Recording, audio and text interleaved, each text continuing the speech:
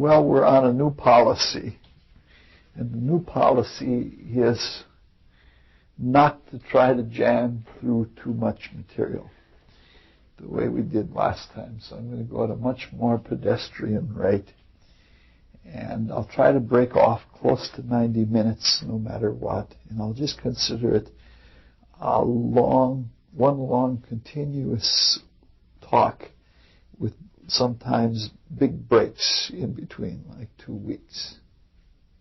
All right. The last time we spoke about the most ancient pout of the most ancient gods, the pout of Hermopolis. And we talked about a topic that is almost incomprehensible and difficult to speak of, and it's a concept that is almost contradictory, and that is the concept of hierarchy and chaos. Though some people would believe and take that, especially materialists would believe that conception is the fundamental basis of everything. They would believe that the way things occur are the only way they can occur. They don't believe that there is an intentional enforcement of consciousness by the divine that organizes the states of matter and what we call laws of nature, and they would think that that is the way things are within the absolute, that nothing could come out of the potential unless it was there in the first place, and the process of manifestation out of the absolute is not a changing or an ordering process or even a selective process, but that's the way things are absolutely in the absolute. But that makes a very difficult notion. That means that we would be just doing and undoing what was pre-planned in the first place, and there would be no freedom and no creativity, and that's a difficult thing.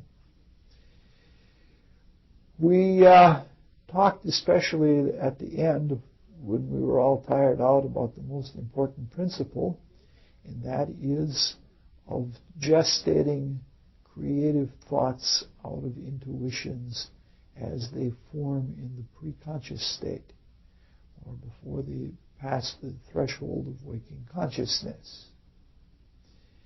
And we spoke about the pout of Hermopolis being the pout of being and non-being, and we talked of it as all 4 pairs of divinities in that pout represented the one thing, that there was something very indivisible about the unmanifest, something very indivisible about chaos, and that was the inert, watery mass of the abyss, which has a very unusual quality to it.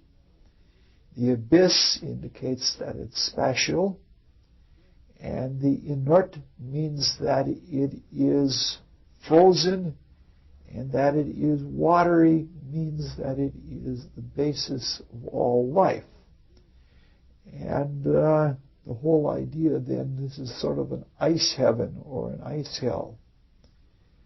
We spoke a little bit about the space state of it, and a little bit about the eternity of time, and a little bit about cosmic root substance.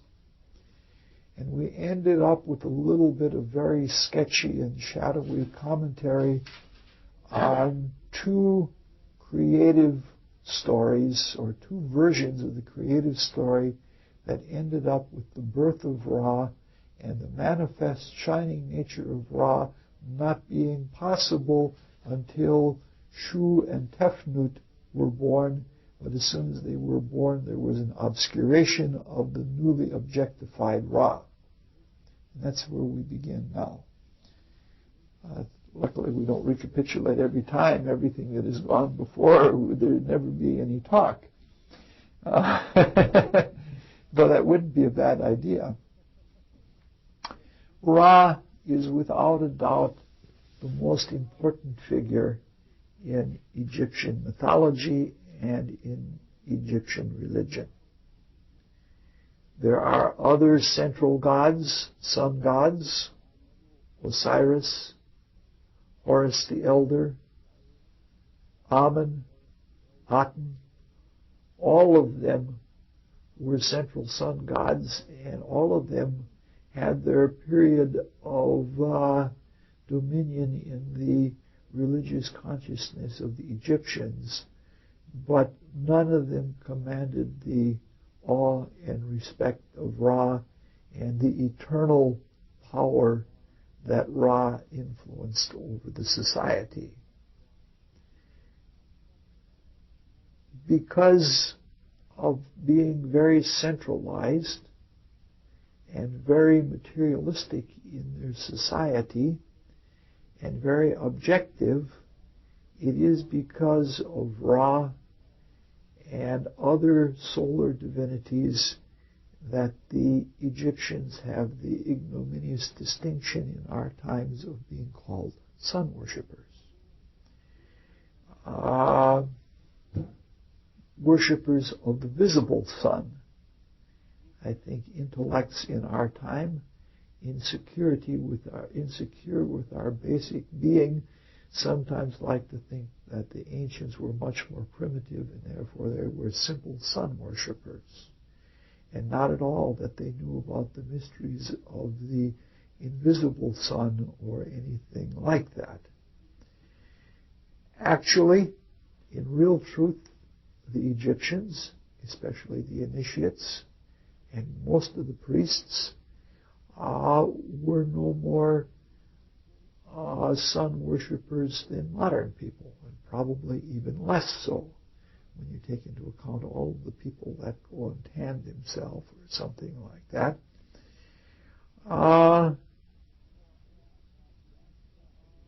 You might say that the people and the very common folk, in their ignorance or in their undeveloped attention, may have had a materialistic sun religion and may have to some extent may have been sun worshippers, but it would be no more of an exaggeration than to say that Catholic Christians are cannibals, than to say that the ancient Egyptians were sun worshippers, because the Christians have believed for centuries now that the host, when they take the host, is the body and blood of Jesus.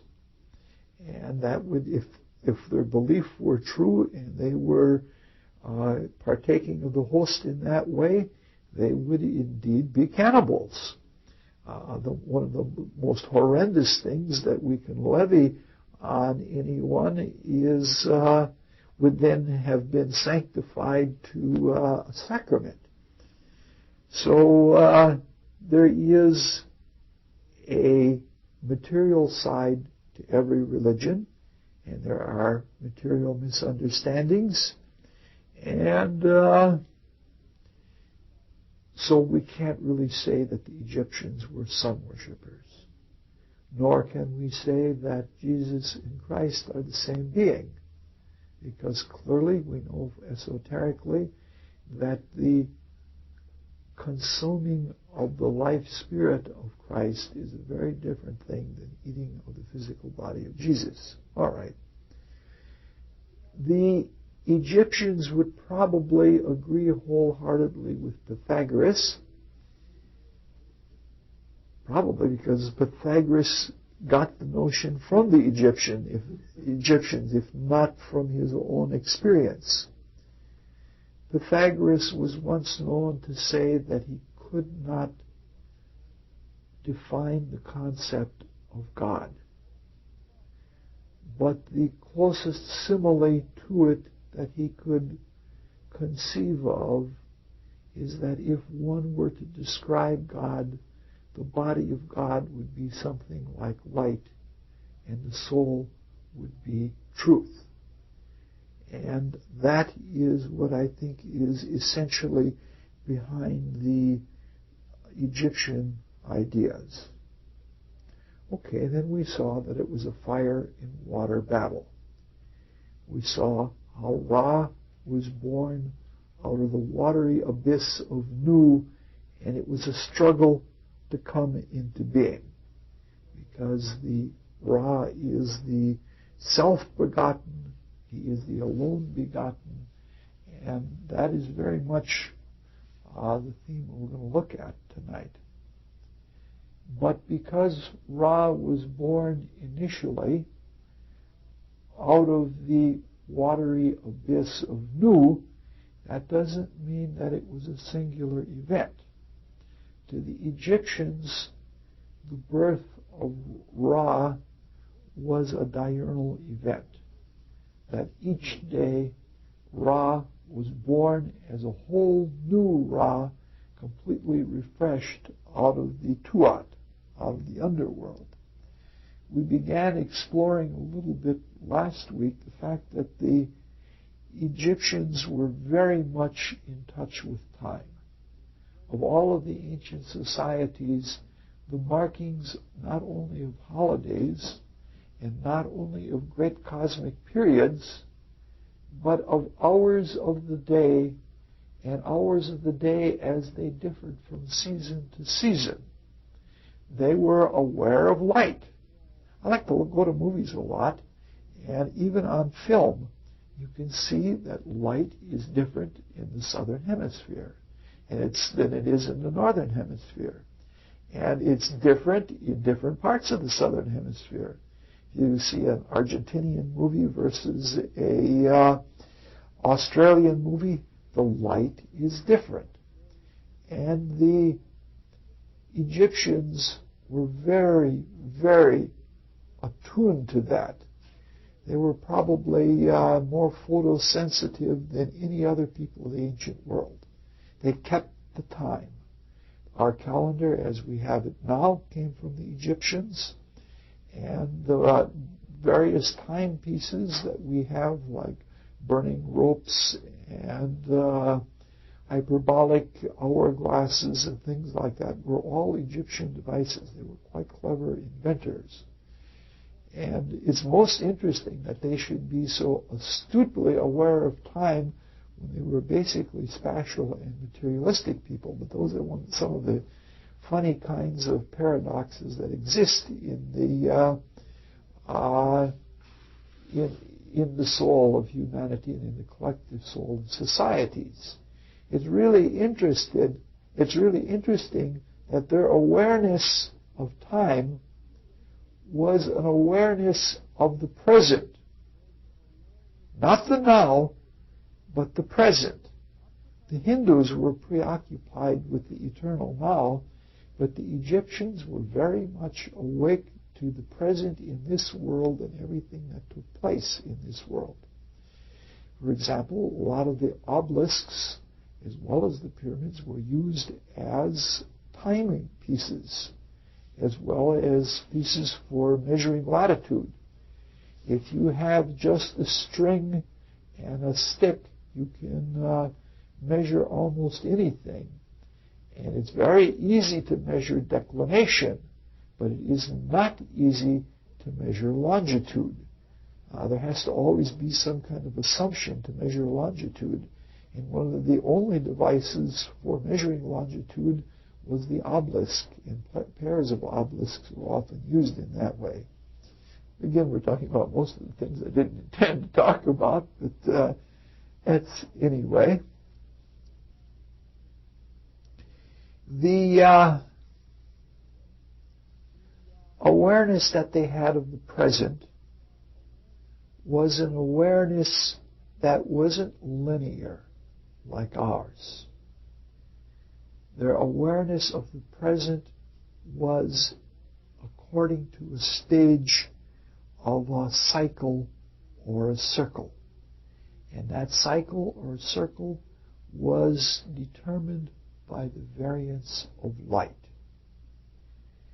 The line is always the delineation. We're going to talk a little bit about it as we go on. Some topic that we've talked in about all of these 3 years. The point, according to the Pythagorean, was being in position. And it can mean the very beginning of the whole cosmos or the very end, when everything is jam-packed into one point and really super frozen. When points are delineated, when there is a line of consciousness that is delineated, that is a material concept, and that is a masculine concept. Most unusual because often the masculine is associated with the spirit and the circle with matter, and the feminine with matter. But in this case, the line is associated with matter and it's associated with the masculine. And the third figure is the circle, which was the symbol of spirit because it had no beginning, it had no end, and it was perfect. And for people that aspired to follow the law as exactly as the Egyptians did, to be perfect was a very, very important thing. Every bit of conduct was directed toward becoming perfect. And it's only to be expected. Like we have a rather careless concept of things. We think we can get away with a whole bunch of things because we're never coming back again. The materialistic ignorance that we have, we think we can just trash things and have them be disposable, and we don't have to worry about having the aftermath of those things. And if you have the conception of a circle, and you watch the sun as it goes north and south, and you watch it as it goes through the constellations, and you watch it very intently day by day by day, and it varies but little, and even those variances are measured in cycles of precession of the equinox, which they were very much aware of. They were even aware of, they had, I believe, an 1100-year or 1400-year cycle of Sothis. Sothis was the dog star. They called it the star of Isis, and it later became called Stella Maria, the star of Mary. It's always been associated as the brightest star in the heavens. And they had a calendar that was based on cycles of Sothis. And so if you see those cycles happening again and again and again, and they're so perfect that there is no unknown deviation, this leads your attention to try to become very perfect yourself. Where your attention is placed is what you're going to become like. If you place your attention on flaws of people or on pleasures or things like that, that's what you're going to become like. You're going to become a pleasure seeker. On the other hand, if you place your attention on the divine, there is no other thing that you can do but become divine yourself. Probably more than any other factor in prayer, the whole notion of drawing your attention to the divine one being and recognizing that being and pointing yourself toward that is probably one of the most uplifting of all of the characteristics of prayer. So we talked a little bit last time about, I see we're a quarter way through tonight's notes already. Isn't that something? Wow.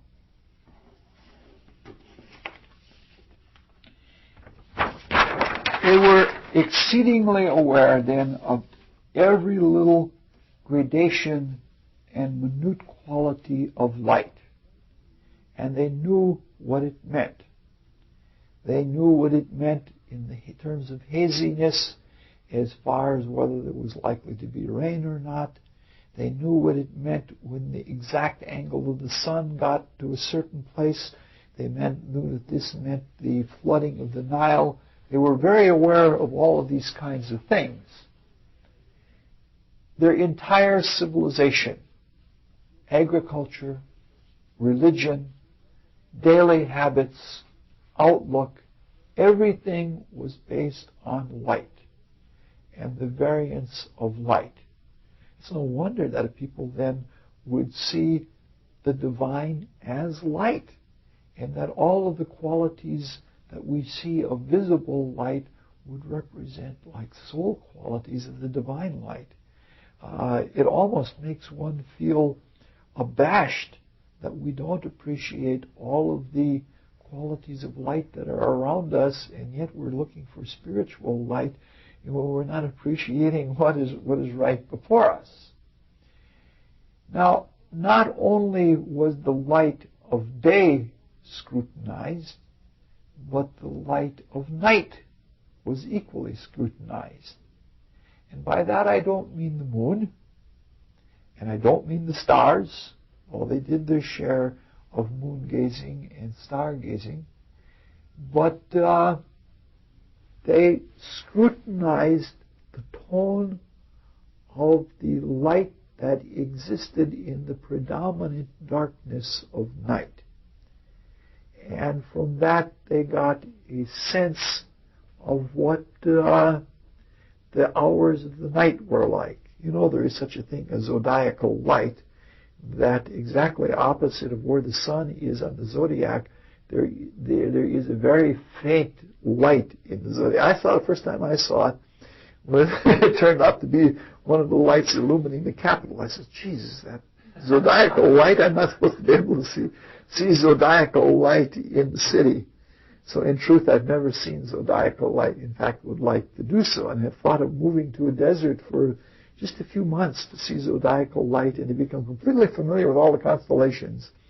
But that's a dream that is yet unfulfilled to me.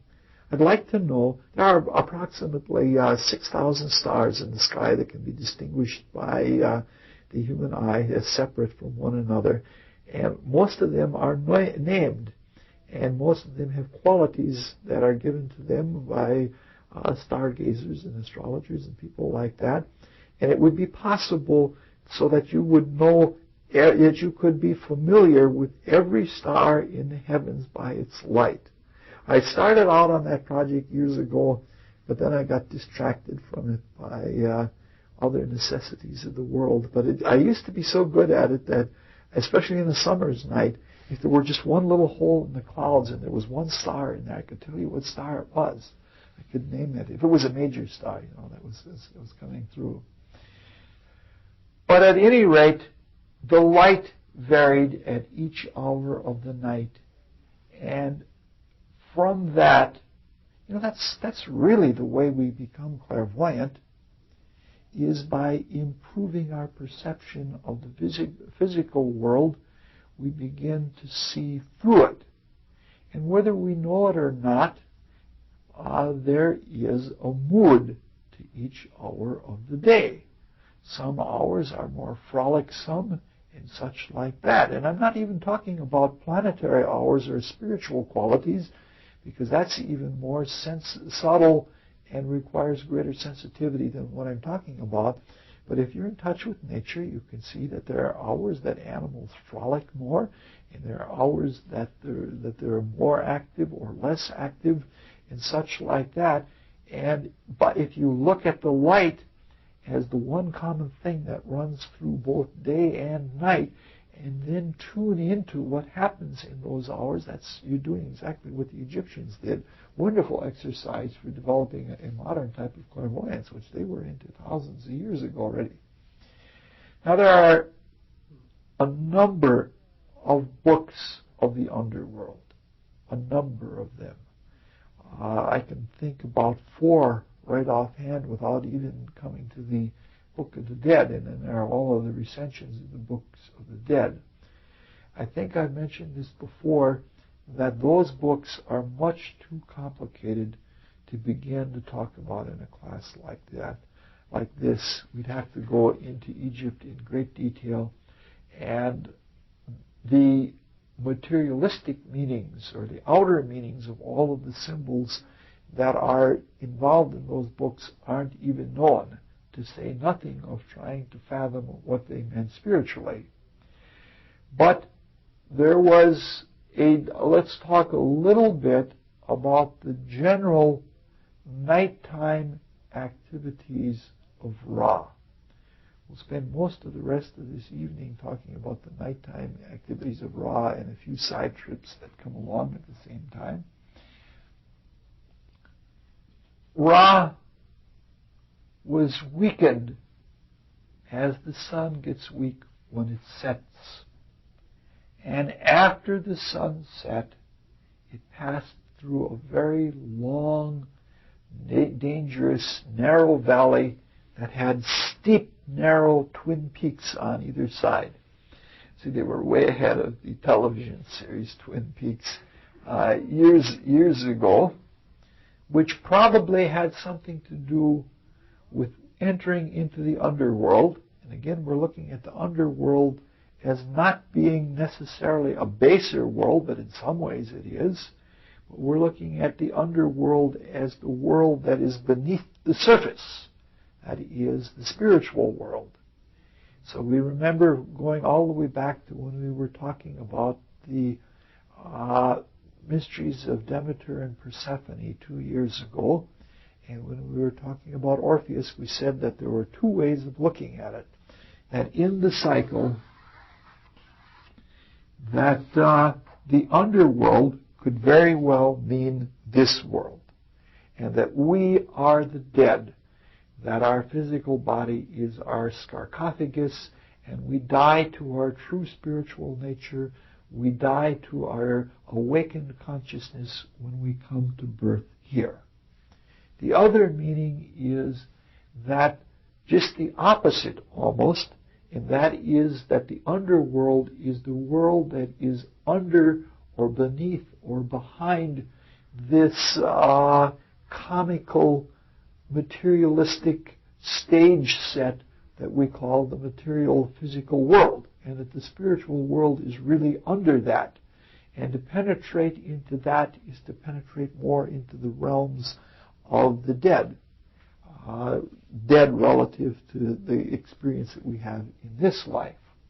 So passing in all religions, the passing into the underworld, whether it is by Ra or by the initiate or by the dead, you pass through a long, long, narrow passage, which is where the idea of the straight and narrow comes from. And in fact, to even enter into the underworld, the realm of the dead, and to do so in full consciousness involves a kind of moral development and a kind of control of consciousness that becomes more and more precise and more narrow and more demanding of perfection as time goes on. It can also be seen as the eye of the needle or the straight and narrow that is alluded to in almost all religions. There are things about initiations having to do with the pyramid. That lovely little book that I have out here called Brother of the Third Degree. I think I have a loaner of that on the front loaner shelf. It's a simplistic little book, and it has some really good ideas in it that help you to understand in material allegory the process of passing into the underworld in stages of initiation.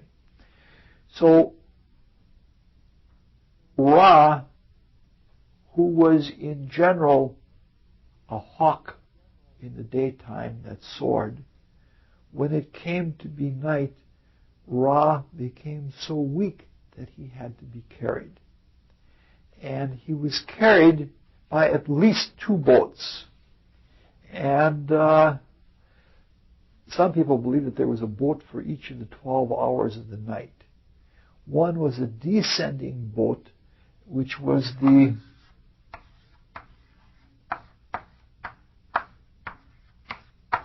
Semptet boat. And the other is the Semptet means becoming weak. Now how does the other one is the Matet boat, and it means becoming strong. They are both feminine, and so the night is then seen as feminine, and they're seen as vehicles of floating through the river that passed through the dark underworld called the Tuat. These two boats, as the vehicles of Ra, were sacred objects. They had miniatures of them that they kept in a casket like the Ark of the Covenant, and only the priests and the initiates were allowed to see the two boats at given times. And they were kept in holy places. They were kept in the temple of Ra at Heliopolis, and there were scriptures even talking about them. The two boats are probably, there are descriptions of them. Well, I have a picture of one of them. I have a picture of the Matet boat, and you'll see it later on. But these two boats are probably the same as Noah's Ark. And they represent arcs of space, and the way we measure space is in terms of time, and we measure time in terms of space. And the whole underworld relative to the complete cycle is an ark, and it's like a boat itself. And when we talk about the Ark of the Covenant, it's talking about a type of consciousness where we all come out of the realm of darkness, whether we call that Egypt as it is in the Exodus story, or whether it is coming out from under the flood or floating beyond the destructive waters of the flood, as in the case of Moses or Manu, Noah or Manu. So we have then the whole idea of riding a sacred boat, becoming weak, and he passes through various pylons, and each of these pylons are serpent guarded, and each of them has a whole parade of gods and demons, and there are torturous things that go on in all of them. And somewhere around midnight, he disembarks from the Semtet boat and gets on the Matet boat and starts coming back up to rise in the east again. And some of the dead go with him. They don't ride in the boat. There are a company of gods that go with him along the journey. The two most important are Thoth and Mat, and we'll talk about them at a future time. And there are gods in various of the pylons of the underworld, or various of the segments of the underworld. And there are dramas that are enacted in each of them, and through the prayers of the living and through the soul material of the dead, various people are either damned for what they have done or what they have not done, and Ra's life is in jeopardy and is eventually saved. Mat, the goddess of justice or order, probably what the Hindus would call Dharma, was with him, and Thoth was with him, but I want to talk about that more later. And so there are gods and anti-gods and demons and kings and beasts and monsters and people, and some of the people are living and some of them are dead, and some of the gods are living and some of them are dead, and they participate in a life-death drama. So he gets off of the boat. The boats are guided by two fishes. I don't know the names of the two fishes, but the two fishes, especially the two fish, guide the Matet boat, and they guide it as it's coming back up to rise. And you can see that this cyclical story is not only a diurnal story, but it is an annual story.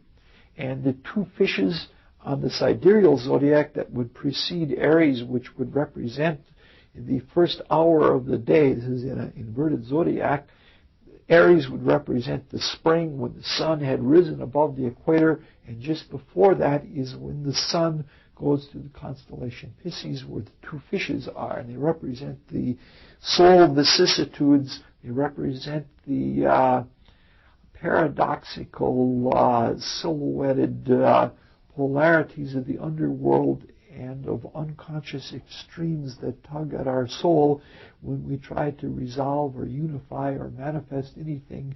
Each of them would go to a chaos or remain in a chaos of polar extremity, and being able to glide between the two fishes, between all of the diversities and the things that pull you this way and that, is principal to having an awakened consciousness. This is like what we've been talking about in the astrology class. The opposition makes for more self-conscious intellectual intelligence than any other aspect, because it is pulled by the two sides of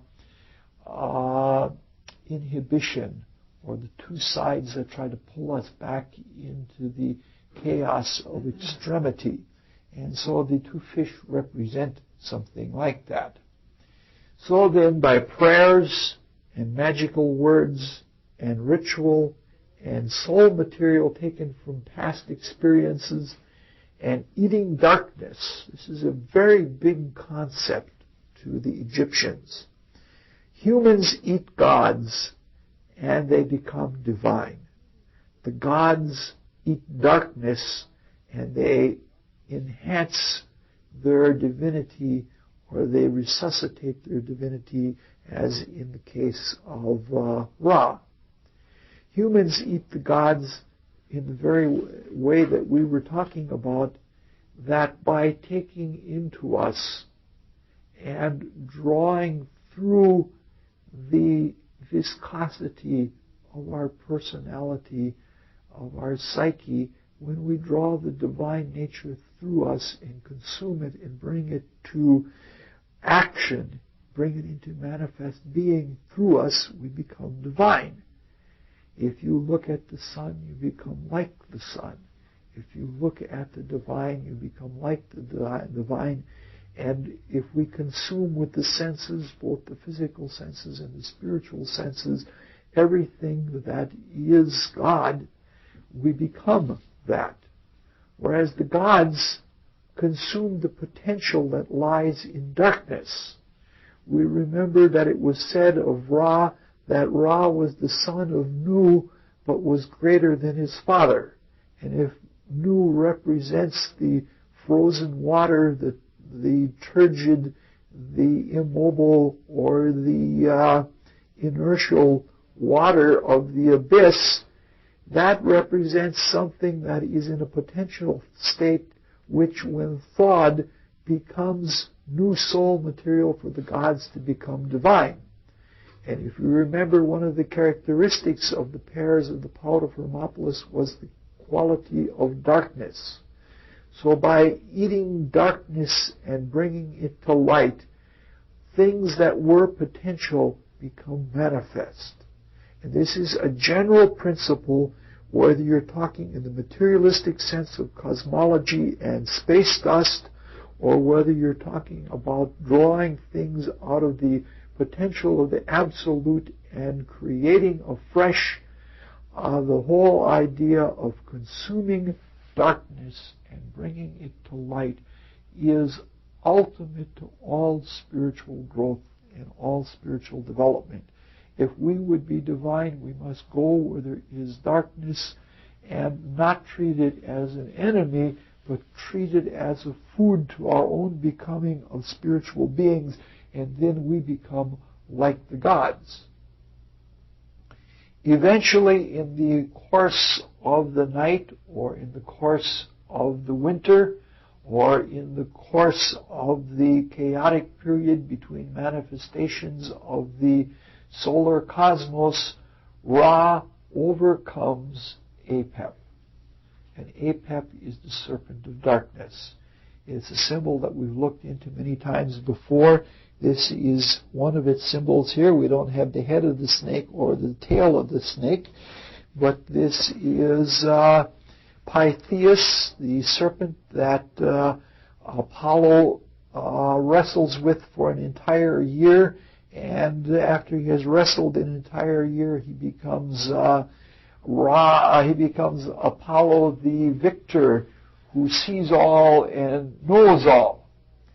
And eventually he overcomes the fiendish spirit of darkness, Apep, and there are a whole bunch of a whole bunch of various degradations of Apep. He stabs it and he stomps. And I think the first step is he puts his foot on it, which is symbolized in the heavens also in Ophiuchus vel serpens. Ophiuchus puts his head on the snake that is now what we see as Scorpio. And all of the stages trodden underfoot is the way it's talked about in the Bible.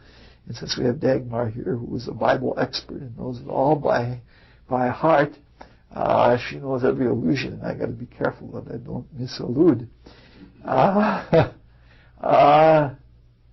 But by various stages, the serpent Apep is completely overcome and rising out of the strength of it, almost in the same way we saw that Siegfried, by drinking dragon's blood, unfolded his divine characteristics. Ra does exactly the same thing.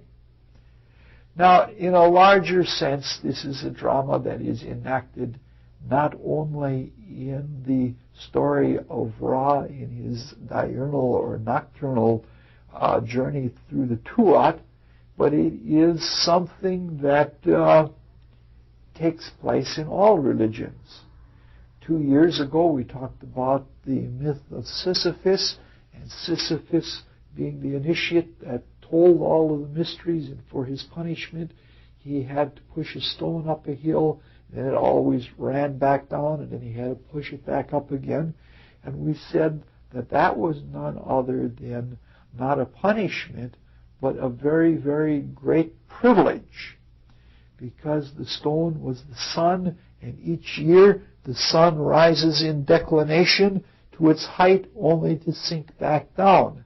And as initiates, when we become wise, we become more dutiful, and our duties are expanded, and we become the movers of the earth.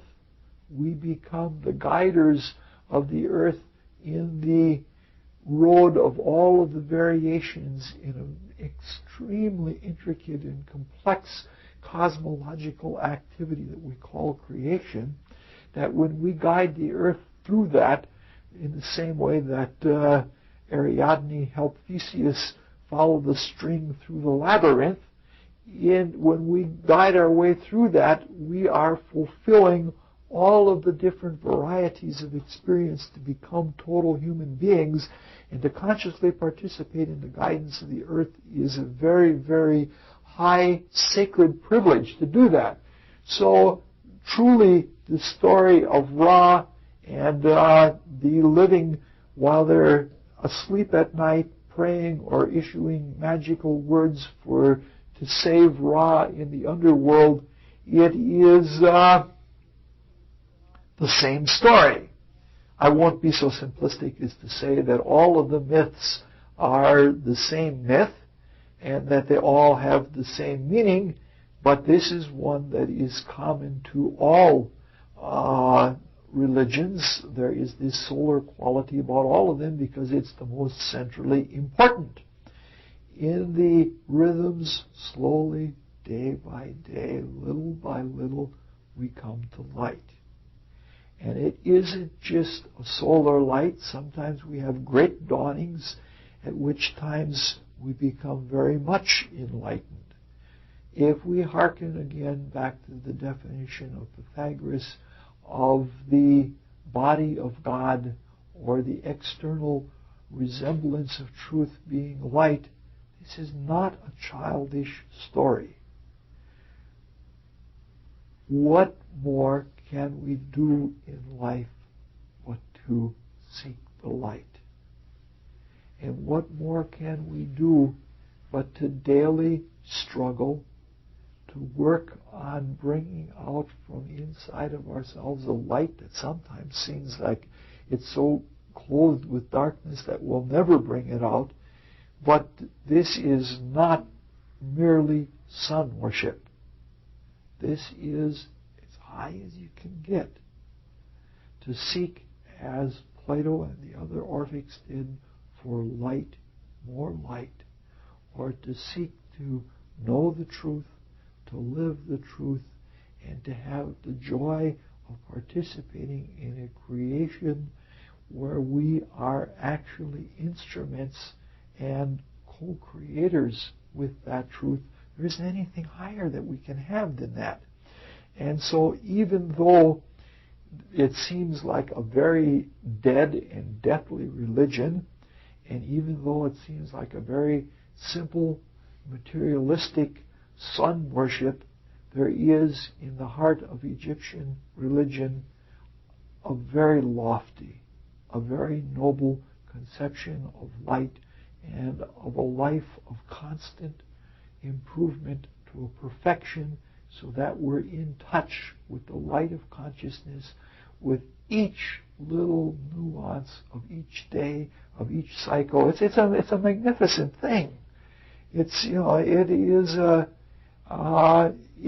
our spiritual responsibility. It is what we're all living for. Because otherwise life can become awful dreary. And you take the people that are really involved with chasing after the husks of matter, those are people that are highly depressed, especially if they're intelligent. All of their mind is put on the trivia of how to dress or how to be politically correct. And they have all of this knowledge about how terrible it all is, but they have no light. And they laugh at things like this as being sophomoric or as being childish. If this is being childish, I don't think I want to grow up into that kind of world.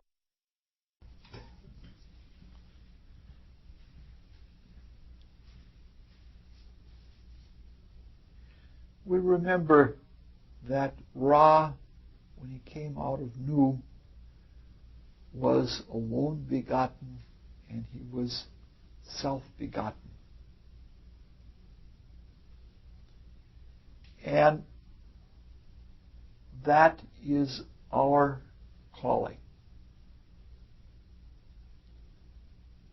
There is a thing in chemistry that is called spontaneous combustion. It happens every now and then in shops that oily rags will be thrown into a heap, and two substances will interact with each other and they'll warm up. Barns have burned down from moist grain being placed in granaries, and that gets started by a biological heat. And then that biological heat builds up and it actually starts an incendiary heat. And things begin to smolder, and then they begin to smoke, and then they burst into flame. That is that spontaneous self-becoming is precisely what we are trying to do. That each day, it's an impossible thing. I don't know how to say it. But the most important thing that we do is each day we draw on something inside of ourselves. Sometimes it's each moment.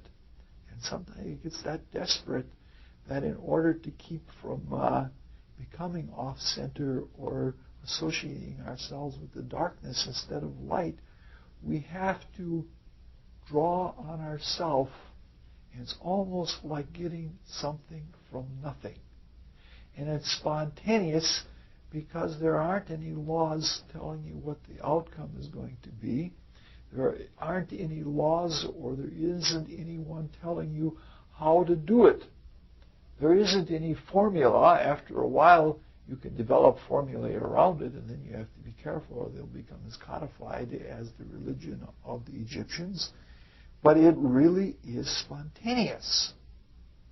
That what works one time for being in touch with the divine spark that is in us may not work the next time. And somehow we have to utterly, at the same time that we take will, we have to utterly abandon everything and surrender to that. And that surrender gives us the strength to, in fact, become enlightened. So the process then, whether it was daily or whether it is Ra coming out of Nu, is spontaneous. And it's always new. It's always new. If we're really in touch with ourselves, the last thing that should ever happen to a spiritual student is boredom. There is not a dull sameness ever if we are perpetually giving ourselves with every bit of will that we have to life. There should never, ever be any boredom.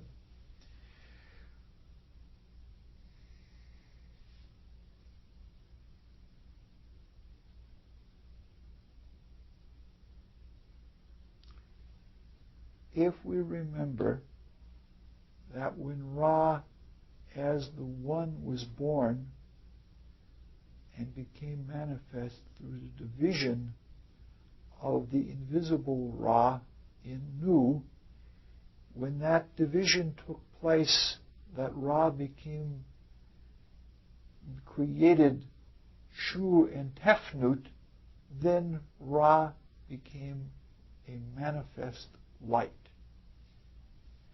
And at that same moment that the oneness was born, all ones were born.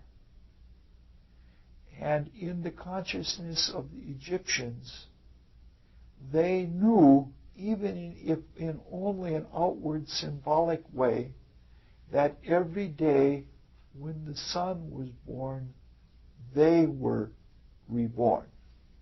It's a fact that if you look at the rising sun, it is an exciting thing.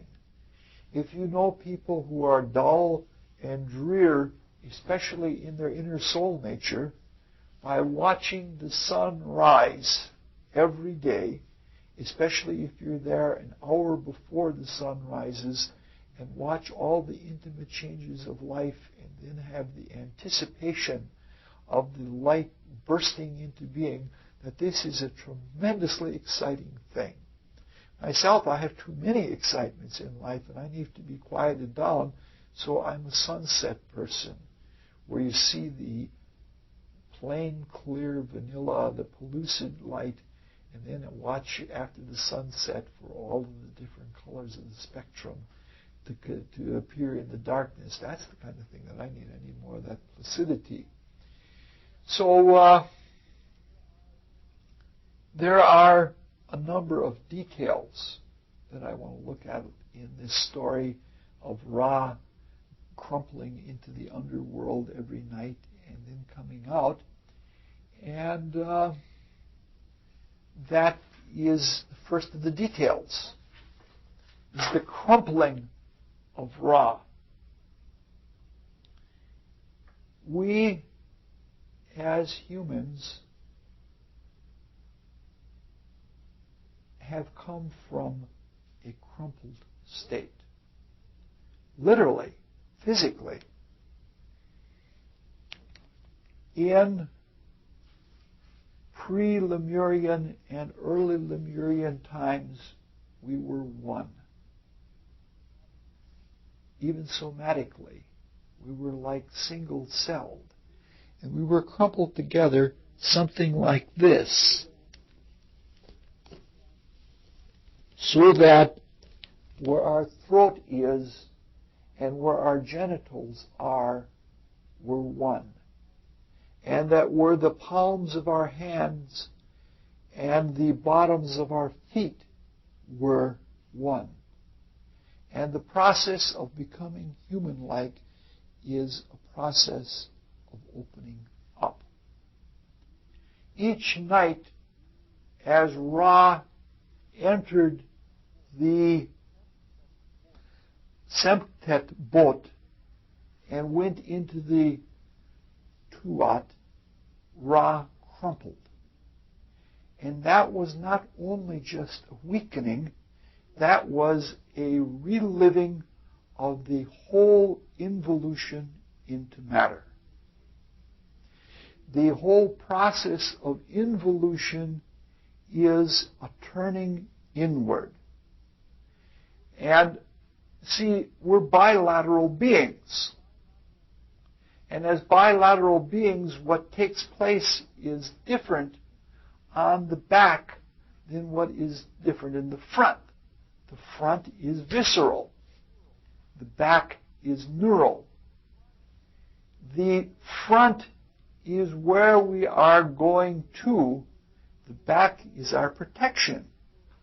And so when we were all back, in fact, some people still to this day call coition the two-backed animal, that it is a reversion back to the Lemurian times when we were all back, and our consciousness, as we descended into matter, our consciousness we became more and more aware of the material, but the more we became aware of the material, the more we became segregated and separated from other people, and the more it resulted in a consciousness of loneliness. And this consciousness of loneliness turned us inward. So there is a twofold process, that the deeper we go into matter, the more complex we become, the more ramified we become, the more detailed we become in our form. The more the earth itself becomes a complicated thing, and the more lonely we become.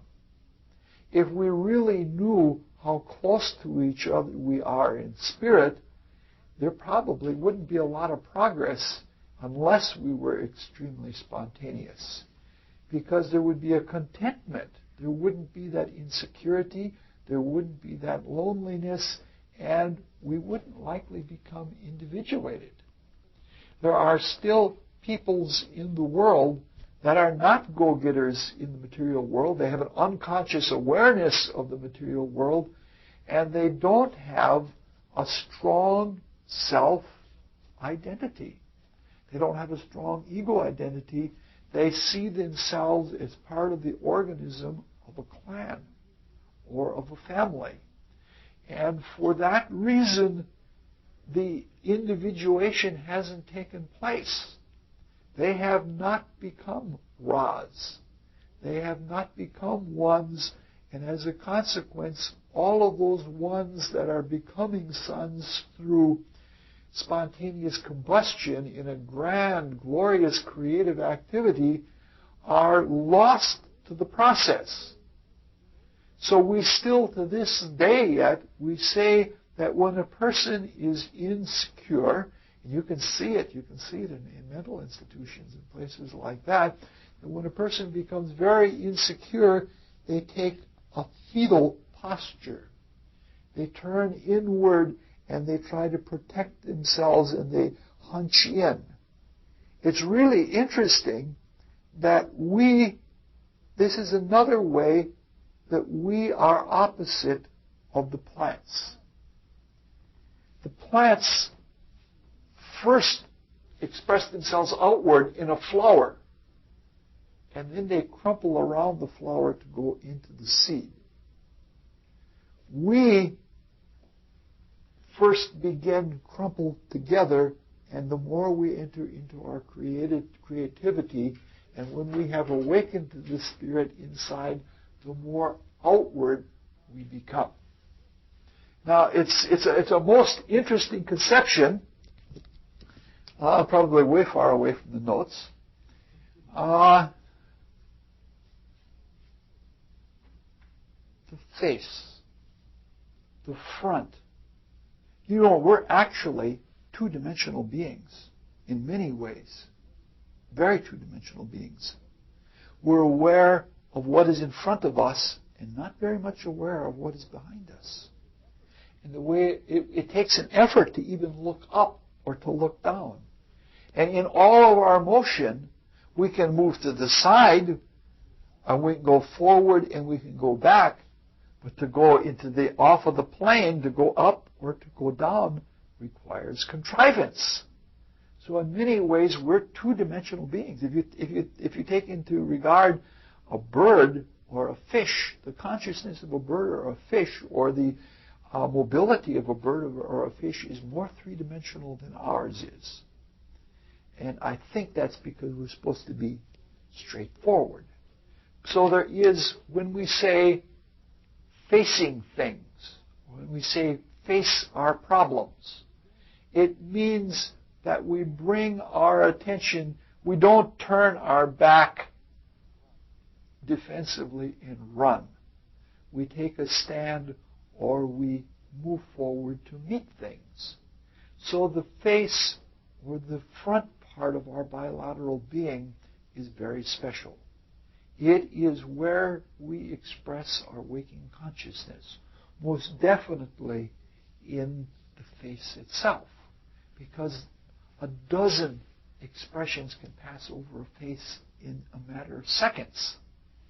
And this is, you might say, our backside represents the past, our front side represents the future. It represents where we're going to. And instead of turning more and more inward or being very inward beings as we evolve to wake up, to start that flame of spontaneous combustion, we are becoming more and more outward. Until it gets to the point when we start to create and we bend over backwards. Literally, we bend over backwards. We would say, for the sake of a friend, which is the highest kind of love we have right now, is altruistic friendship love. When we bend over backwards for the sake of a friend, we are giving ourselves without any stint of any kind. Without any holding back, we're giving out. So our future then is to be much more oriented toward the face, and the neural activity becomes internalized as we become more spherical. Now, this is a notion that has been in mystery schools for tens of thousands of years. We have some handouts for tonight. And we're going to look first at the left picture. I got them the wrong way in the copying machine. And the left picture is Ra rising at sunrise out of the last of the pylons of the Tuat, and the sun ball and Ra are connected by another figure in between, and the sun ball is being pushed by the beetle, by the scarab beetle. And if you will note, Ra, when he is giving out, is bent over backwards. He is facing the day anew. He is giving of himself totally. And there's some interesting pictures. We'll have one handout this time and one handout 2 weeks from now. They're not great reproductions and there's no avoiding of copyrights because the pictures are 4,000 years old, at least, and more likely 10 to 20,000.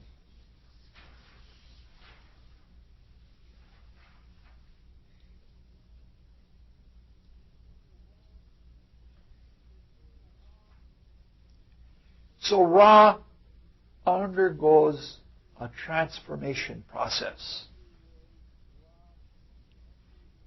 Ra in the underworld is weak and sickly and needs protection, just like we in the underworld of this existence are weak and sickly and need protection. When Ra is weak in the middle of the night, it is our duty to help Ra with the prayers, with the magical invocations and all of those sorts of things, sacrifices. And it's almost like saying, when the sun is great, we are weak, and when the sun is weak, we are great. We are sort of an inversion relative to Ra in the cycle. But this is a drama I wish we could go into the whole drama. I wish I understood the whole drama of the passage through the Tuat. But if we participate, almost the way a child likes to have the same story told over again and again and again, if we participate in these stories every day and relive the drama of it so that we see it with a new, like we see all the nuances of it and we see all of the creative meanings of it day by day by day, this is what initiation is all about. If we participate in our lives, like if we live the daily cycle of Ra every day and we're aware of it in our lives, we become that. I can't say it any other way. Our life has become so pointless. Cycles are looked at as syndromes where we spin deeper and deeper into being broken down instead of cycles being spirals where we rise and soar day by day by day, and we don't participate in things like this anymore. I'm not saying we should go back and live in a mythical consciousness, but if we recognize that all of the little intricacies of the story represent transformative processes, it's something like an Escher painting. You know how the different figures in an Escher painting metamorphose from one thing into another, into another. If we could metamorphose our consciousness in a logical cycle, a cosmological or a psychological cycle, day by day by day, by participating in the drama of life, we could become at one with the cosmic process going on. No wonder the Native Americans thought we were crazy people and that we were inhuman people because we weren't aware of what was going on every day.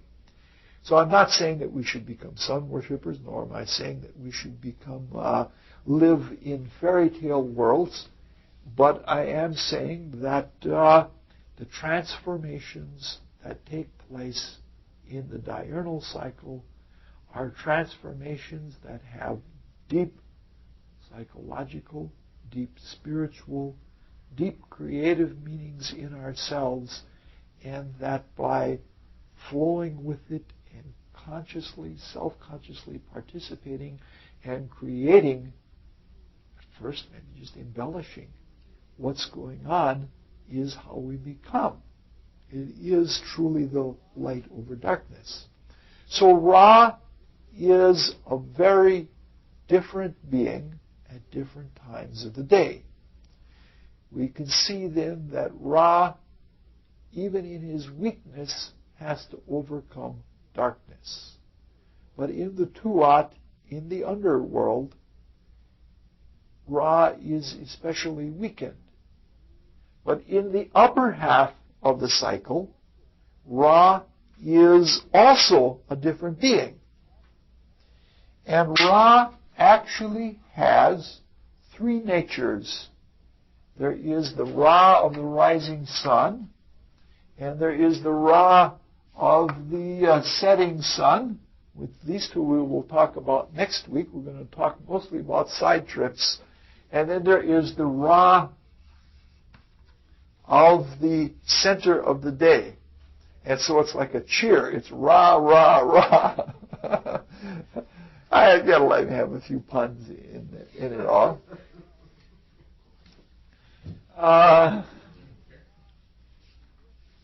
So Ra was most himself in the heart of the day, at noon. Ra is the day star. It is the planet of light. It is the body of power. It is the being that is above all other being, that blots out even the existence of others. So, Ra, like Horus before him and Amun after him, was most symbolized by the hawk. Because if you lived along the Nile, there must have been at least 50 different varieties of snakes that lived along the Nile in ancient times. It was quite common to see the hawk. And the hawk would rise majestically to the heights, and it flew higher than all of the other birds. And then it would soar at the heights, and then it would swoop down on its enemies. And swooping down on its enemies, it was very likely the snake that it would carry off. And for this reason, this is one of the reasons that the imperial nature of Ra in the sun, in the visible sun, in all of its magnificence and glory, was symbolized by the hawk. So the other picture that we have there on the handout tonight is Ra as the hawk, or Amun as the hawk, or Horus the elder as the hawk. It rose to the great heights, and then it soared. So the sun, to us in our daily life, especially if you live that close to the tropic, is the epitome of upward orientation, of power. You are at the mercy of the sun. It'll burn you up. So that is one of the symbolic representations of Ra as the hawk, is the ability to soar. Now we have something to look into, which is an interesting little side trip, and that'll be all we'll do tonight. And we'll probably maybe even end early. And that is, this is obviously, we don't see things like this every day. It's not often that we see human beings, men wearing skirts, right? No, that's not what I mean to say. I don't mean to say that Ra was a dragster. But he did have a serpent and a ball on his head. We think that was kind of unusual in our times. But we don't see people with hawks' heads. Unless we're really tripping out badly. So I want to talk a little bit about the topic of human figures with animals' heads and animal figures with humans' heads. It's a most interesting topic, and it gets very, very deep and involved, and I don't claim to have much of the answer about the meaning of all of that, but we'll go into a little bit. We know from modern seers like Max Heindel and Rudolf Steiner that the intelligences that act as group spirits to various animal species have human bodies, but they have the head that is the head of the animal that they are in charge of when they're seen in the inner world. Now that's just one case of this whole theme, or the whole idea we're trying to get at. Clearly, the Egyptians were not worshiping the group spirit of the hawk. That's not what it was all about. It's something much more than that. Some of it is obvious. If we look at all of the forms that we encounter, if we see a bird or a squirrel in a tree, we can see there's a big difference between the animal and the plant kingdoms. When we look at humans, we see an even bigger difference from humans to other animals. The human figure is very different from the animal kingdom and from the plant kingdom. The biochemistry is supposedly the same, but modern science looks at the biochemistry being the cause rather than the consequence of differences in human consciousness, so that things are difficult there. The consciousness of the human being is also very different than the consciousness of the animal. If we look at the human form, the human form is very defenseless. It doesn't have hair or feathers or scales or anything like that. It doesn't really have anything that it can be aggressive with either, physically. It doesn't have claws. It doesn't have fangs. It doesn't have the ability to defend itself with quills or poisons or anything like that. We as humans in our form are very, very vulnerable. But on the other hand, we have other kinds of abilities in the body, most notably in the hands and in the face.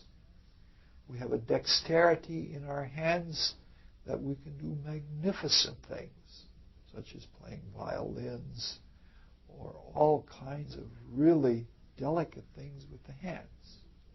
And with the face, whereas most animals have few expressions, we have a repertoire of expressions that is vast and extremely subtle. So in the physical world, of all of the forms that we see, the human form is very different, and it's very different in its ability to express its consciousness directly, to express waking consciousness, and to creatively express its feelings and its thoughts outward. We as human beings are in a most unique place in evolution. We're right in the middle. We're not crumpled together like the evolutionary beings, but on the other hand, we're not bent over backwards like the gods. We're delineated, and we're divided. We have a divided pole creatively in having a twofold creative nucleus in the genitalia and in the brain voice box. And we're divided in the energy flow. That is, we have a contact with the earth through the feet, and we have a contact with heaven through the hands. And we can direct energies in a flow either between the two creative nuclei in a very special pole of consciousness, or in what you might call the white of the egg. We can direct energy through our etheric aura. So we're in between. We are not determined the way the animals, the plants, and especially the minerals are determined. We have leeway. We have a little bit of freedom. On the other hand, we don't have the great creativity and expressiveness that the gods do. So much so that their intelligence are considered like laws of nature to all of the creatures. So we're somewhere between the creature state and the creation state. We are on the verge or the lip or on the beginning of becoming creative beings.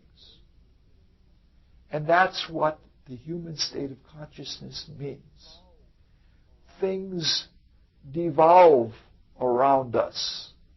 Things are devolving down, like How does Jesus say it? The angels are ascending and descending on the Son of Man. Meaning to say that we are at the bottom of things that are coming into matter and rising up. So we represent a middle. So we are the heart of the creator-creature cycle. We have the capability of being creative creatures and being truly bestial or creature creators. Everything beyond the human and beyond, has the I am consciousness, the self-consciousness. So human beings, in their upright state, represent the I. And everything that is beyond, everything that is evolving in the godlike state, in the creativity, in the freedom, everything that is beyond that has the I amness that is born in the human state. As a consequence of that, that I amness is what is indicated by the human form. So if we are representing any being that has gotten as far as self-consciousness or beyond, we would represent it in a human form. This is relative to as we see things in the earth. So when we see any kind of being, no matter how else it is constructed, that it is basically of a human form, it has reached self-consciousness. Now the head is where that self-consciousness is most well developed, or it is most centered. We said before that the line was a very material, extensive type of quality, and that the circle was a spiritual quality. Our head is a sphere, which in the three-dimensional consciousness is the most spiritual of all figures, because from the center of it, every point that is distant, the most distant, which represents the ability of the divine to project itself, how far it can project itself, it is completely balanced and symmetrical in every dimension. And so the head represents the sphere. It represents the divine perfection, whereas the body represents the delineated material form. And so the I am consciousness, while in general is seen in a human form, is especially centered in the head. And in that, especially in the face. And in that, especially within the eyes. Because the eyes, despite the light coming out of them, it's the way we manipulate the face around the eyes that the eyes take on all of those qualities. Because really, if you just look at eyes and, like for example, if you take photos of people in all kinds of expressions of hate or disgust or happiness or shock or something like that, and if you take those photographs and focus just on the eyes so that you see the pupil of the eye and the iris, you can't see those things. But the eyes express something very special when all the rest of the face is around them. I don't know how to say it in any other way. And even that very neutral light that comes out of the eyes is charged by the expression that is around it. So the body then represents the sum total of our evolutionary journey. It's the sum total of what a human being is, having gone through all of the animal forms in previous stages of evolution or recapitulatory in the embryo. we have the body represents the sum total. And the head, and especially the face, represents the divine consciousness of where we are going. But the head is also the center of the nervous system.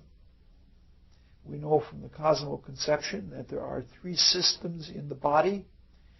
The metabolic system, that we live and metabolize and move around, and that is associated with the inversion of the divine spirit, especially in the bones. Then there is the rhythmic systems, the heart and lungs, the pulmonary cardiovascular systems, which are rhythmic, and they have to do with cyclical flows of things. And they are associated with the inverted expression of the life spirit. And then we have the nervous system, which is the youngest, but in many ways the most advanced of the human states.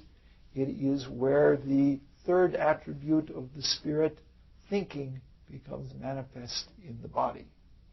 So the divine nature, as it self-consciously focuses itself through the head, is most associated with the nervous system, because that is where we most understand truth at this point. And there's that wonderful, I'm ripping very fast because to go into this in great detail, which I would like to, would take way too long. And then there is the general law of evolution, because everything works from the inside out and then from the outside back in. The first shall be last, and the last shall be first, or he who came before me shall be known after me, or shall be preferred after me. And so since the nervous system is the last thing that is developed, it's the first thing that is destroyed. And the nervous system is very deathly. We die every time that we are thinking. And a lot of very frenetic thought results in a very big death, almost to the point that we're left delirious for a while after it. So there are all of the ways that we said that the divine was most expressed is associated with nerves coming from the sphere. There are more nerves between the brain and the hand than any other parts of the body, except for the face. The face is where we have all of these manifest expressions directly of the divine. It is where we creatively say what we are to the world. And the smile is probably God's sunshine as manifest in us. So the body is like the trunk of the tree, and the head is like the fruit. That is where the creative future is, but where the first death will be noticed. So, when we have a human form with an animal head, we have something that is generally at the stage of humanness or beyond, meaning to say that it is capable of self-conscious I am awareness. And when it has an animal's head, this is not indicative of a reversion, but it is indicative of a specific kind of intelligence that it is intentionally manifesting. And so a raptor-like intelligence would be a very strong, harsh, soaring kind of intelligence that is indicated by the figure of Horus. So that is generally, I don't know how to say it, from astrology and other things, we know that from the 12 signs of the zodiac, there are different animals associated with them. And those animals are rude outcroppings of the creative idea associated with each sign of the zodiac and with each constellation of the zodiac. But the animals are more, there is more expression to each sign of the zodiac than the few animal families that are associated with it. Those are minutiae.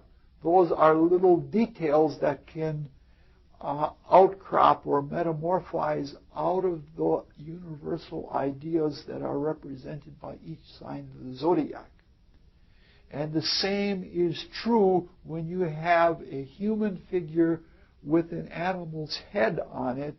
It represents that whole creative archetypal idea that is behind that sign of the zodiac is what is intentionally being manifest by that being, and that is how that being is seen. You must remember, in the times of the Egyptians, people were still broken very much into clans and families, and in the case of the Egyptians, into gnomes, where they associated with different gnome gods, and these images were to bring those people through that cultural limitation to the type of consciousness that was expressed by that family through that sign of the zodiac. All right, that's a little bit of an idea of what we have when we have a human form with an animal head. Now let's take a little bit of time and look at the animal figure with a human head or with a human face. Now, all of the classical mystery schools had what they called the notion of an animus.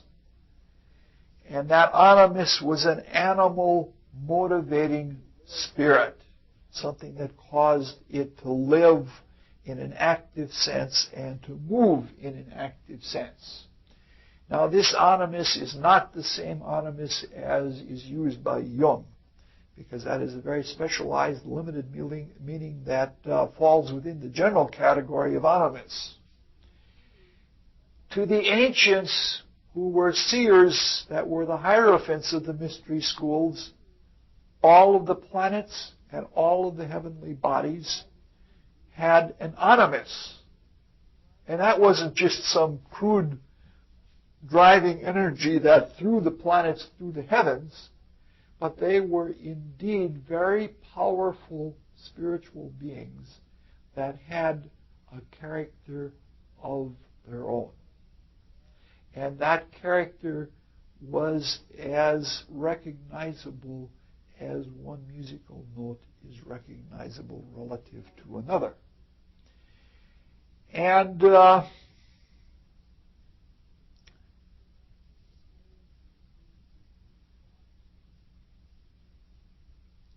that higher spiritual being was seen as impersonally powerful. See, there is such a thing as promotion. And the mystery schools are very good about this.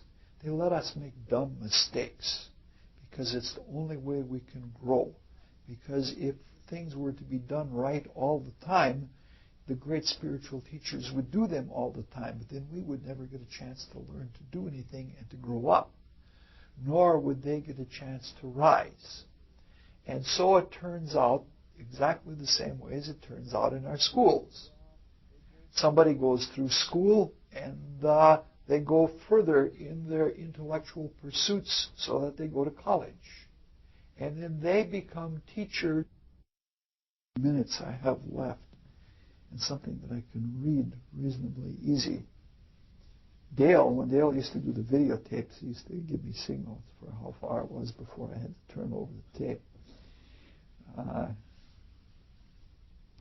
So there is an idea of advancement or promotion, such that when somebody advances to the teacher state, their consciousness influences and directs and helps and urges the consciousness of children who are coming up in the educational process.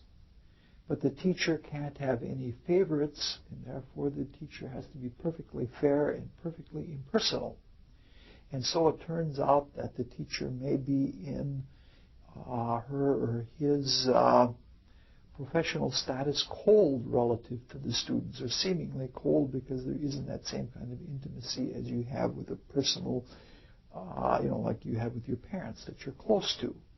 The same thing is true in a divine sense, that as we rise in love and in creativity, so that we become divine beings and we become hierarchies of creation, the love we have is so pure that it isn't personal.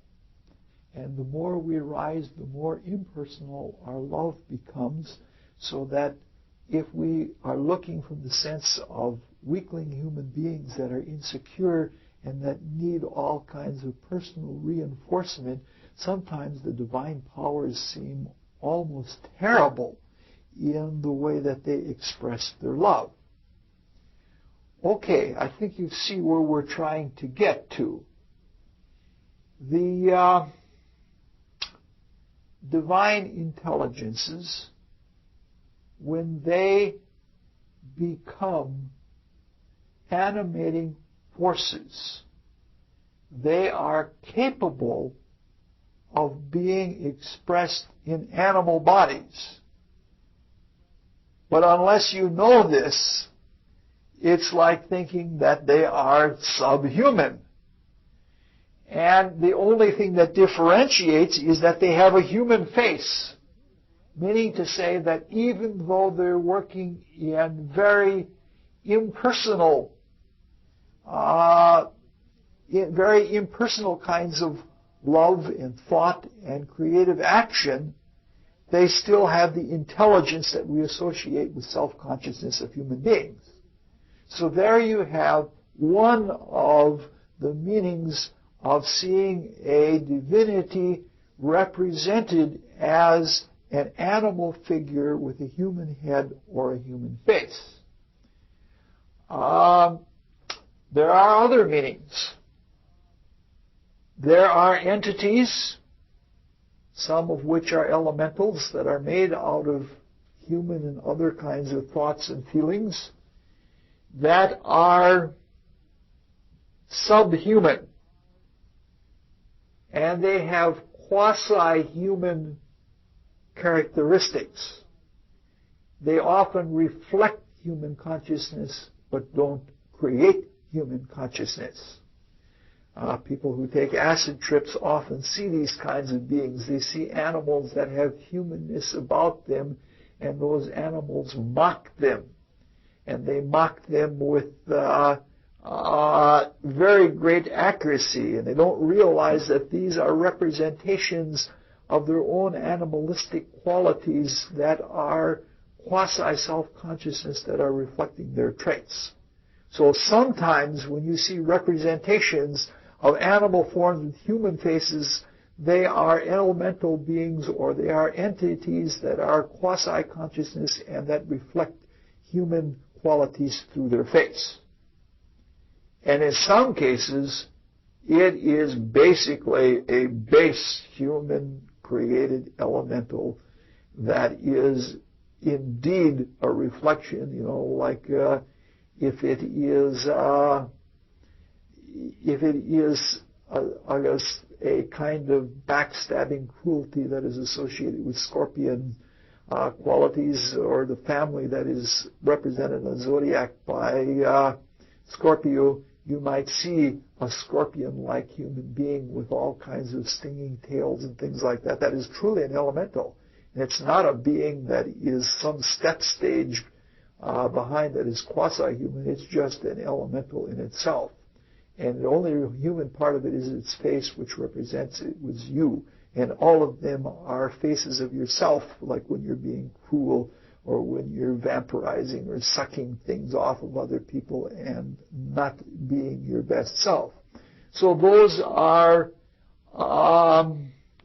other representations or other meanings possible if you see a figure or an entity in the inner world that has an animal's body but a human face, there are some very exalted meanings to that, but there are also some very base and lower meanings to that.